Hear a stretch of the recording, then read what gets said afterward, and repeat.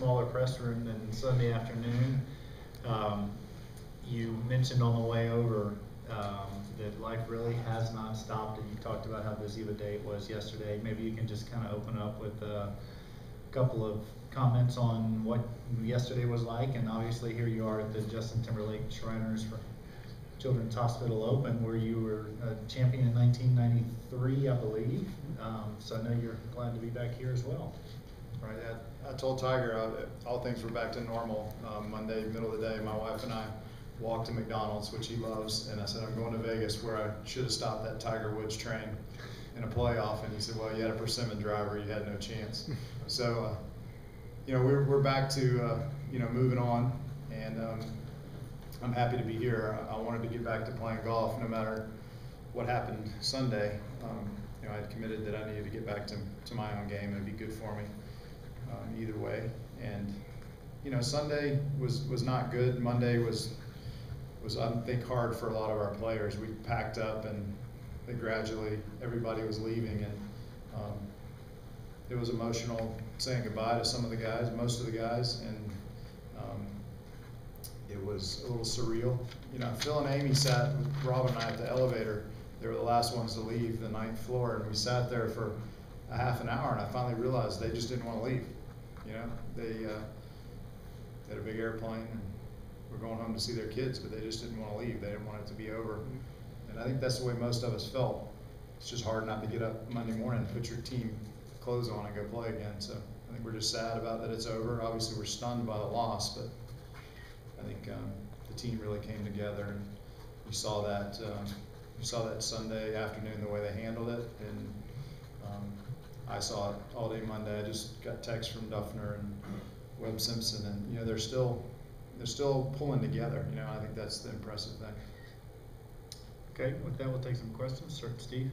And Davis, for you moving forward now and putting Ryder Cup behind you and getting back to being a tour player, what's going to be the key in making that transition this week to give yourself the chance to play up to your best this week and give yourself an opportunity to win?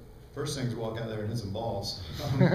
I had this fantasy at Wales when I was helping Corey that I was going to get to practice some for. I was playing the McGladrey Classic the next week, the first one, and we were hosting it. And the week before I was in Wales, and I hit balls maybe twice, and then I did practice some before I went to Chicago, and then Sunday I actually got out on the golf course and played some and hit some balls. And then one day Butch Harmon was watching, I think, Dustin, and Dustin had some extra drivers, and so I got out there and said, oh, this is my chance. And so I started warming up, and Butch was starting to give me a couple tips, and I'd hit 4 or 5, and the phone rang, and the radio went off in my ear, and that was the end of it. I never hit another ball from Wednesday on, but you know, that wasn't my job. I thought it'd be fun to go out there and stand there and hit balls with the guys, but it turns out that even though Wales with Corey was a big experience, I learned a lot. The biggest thing I told Lisa Paven last night was the biggest thing I learned was it's twice as big over here, and there was twice as much work to do. And it was an incredible busy week, but it's going to be hard to go back to normal, but it's going to be fun to get out there and get my own pile of balls and start hitting them. You've been at this longer than just the cup. You know, you've worked on it for probably a year or longer. So it's really gonna seem odd that you don't have to put any attention towards that. I think I drug out I told Doug I packed up maybe 20 boxes of stuff out of my hotel rooms last night, and then I went down and started helping the ladies that worked in the office. I started helping them pack up their boxes. I just didn't want it to end. And I enjoy the behind the scenes, the support part of it, the getting things done and making it nice for the team. That's why I enjoyed working for Corey. So in reality, you know, I worked with him for, you know, 2 or 3 months and during the event. And then it didn't take me 2 months to turn around and know that I was going to be the captain. And then I had to start thinking about it. And mostly in the beginning it was thinking. This year's been a lot of work, and the last 2 or 3 months have been hectic. But that's the 2-year journey that you get to go on, and I'm really, if there's any sadness in the whole thing, you know, I'm sad that it's over because it was so much fun, and I just my heart hurts for the players because they put so much into it, and didn't get the result that they wanted. And then unfortunately, what we knew was going to happen is if it got close, they were going to put too much pressure on themselves. And one of the pressures was going to be that they didn't want to let the captain down.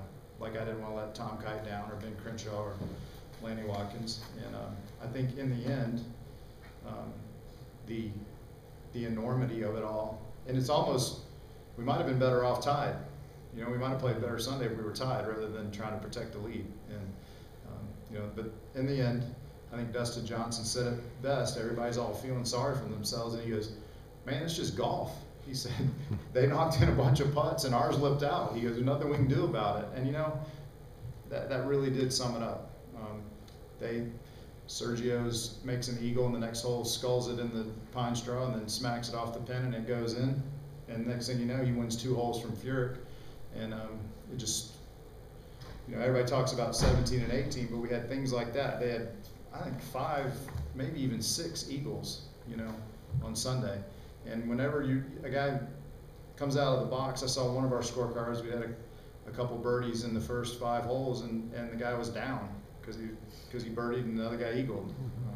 We just didn't have things go our way, and I think then at the end, the guys that we had at the end to try to, just in case something bad happened, you know, they didn't make any putts either, and it was an unfortunate situation for all of them to be in. But